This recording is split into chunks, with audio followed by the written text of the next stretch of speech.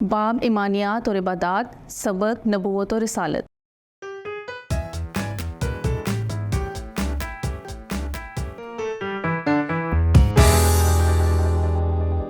السلام علیکم عزیز طلبہ و طالبات، میں آپ سب کو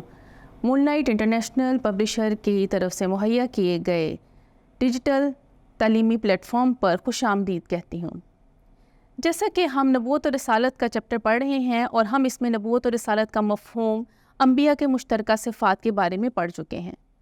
لاسٹ لیکچر میں ہم نے نبی اکرم صلی اللہ علیہ وآلہ وسلم کے خصائص اور فضائل کے بارے میں پڑھنا شروع کیا تھا، جس میں سے سب سے پہلے ہم نے معراج النبی کا ذکر کیا تھا، جس میں اللہ تعالیٰ نے آپ کو اپنی ملاقات کے لیے آسمانوں پر بلایا اور ساتوں آسمانوں کی سیر کروائی اور بہت سے انبیاء سے بھی ملاقات کی اور اللہ تعالیٰ نے آپ کو بہت سی نشانیاں بھی دکھائیں۔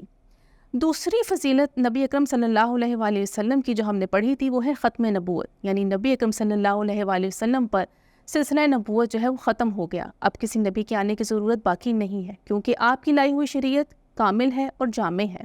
اور محفوظ شریعت ہے۔ آج ہم نبی اکرم صلی اللہ علیہ وآلہ وسلم کے مزید دو خصائص پڑھیں گے، جن میں ایک مقام محمود اور شفاعت کبریٰ ہے اور دوسرا حوض کوثر ہے۔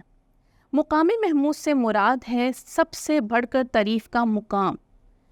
اس کی مستند جو تعریف ہے وہ یہ ہے کہ نبی اکرم صلی اللہ علیہ وآلہ وسلم کو شفاعت کا منصب عطا کیا جائے گا، جیسا کہ سورۃ بنی اسرائیل میں اللہ تعالیٰ کا ارشاد ہے عسیٰ ان یبعثک ربک مقام محمودا، کہ یقیناً آپ کا رب آپ کو مقام محمود پر فائز کرے گا۔ روز قیامت جب ہولناک دن ہے، روز قیامت ایک ہولناک دن ہے، اور نبی اکرم صلی اللہ علیہ وآلہ وسلم کی حدیث کے مطابق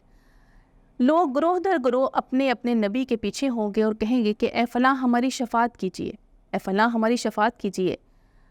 تو یہ طلب شفاعت کا سلسلہ نبی اکرم صلی اللہ علیہ وآلہ وسلم پر آ کر ختم ہوگا، اور اللہ تعالیٰ یہی وہ دن ہوگا جس دن اللہ تعالیٰ آپ کو مقام محمود پر فائز کرے گا۔ لوگ گرمی سے بے چین ہوں گے، قیامت کی ہولناکی سے پریشان ہوں گے اور حساب و کتاب کے سلسلہ شروع ہونے کا انتظار کر رہے ہوں گے، تو اللہ تعالیٰ جو ہے آپ کو اس چیز کی اجازت دے گا کہ آپ حساب کتاب شروع کرنے کی اجازت طلب کریں گے اور شفاعت کریں گے لوگوں کی۔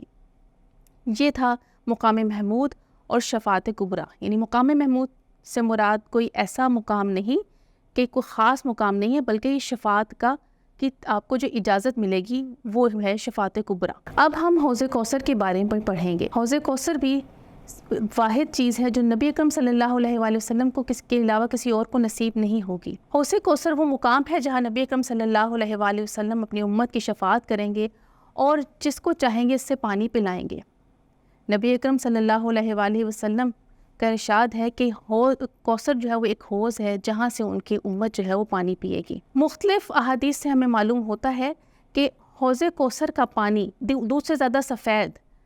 شہد سے زیادہ میٹھا ہوگا، اور اس میں دو پرنالے، ایک سونے کا اور ایک چاندی کا جاری ہوں گے جو جنت سے متصل ہوں گے۔ یہ تھے نبی اکرم صلی اللہ علیہ وآلہ وسلم کے چند خصائص و فضائل جن کی وجہ سے نبی اکرم صلی اللہ علیہ وآلہ وسلم کو سید الانبیاء کہا جاتا ہے۔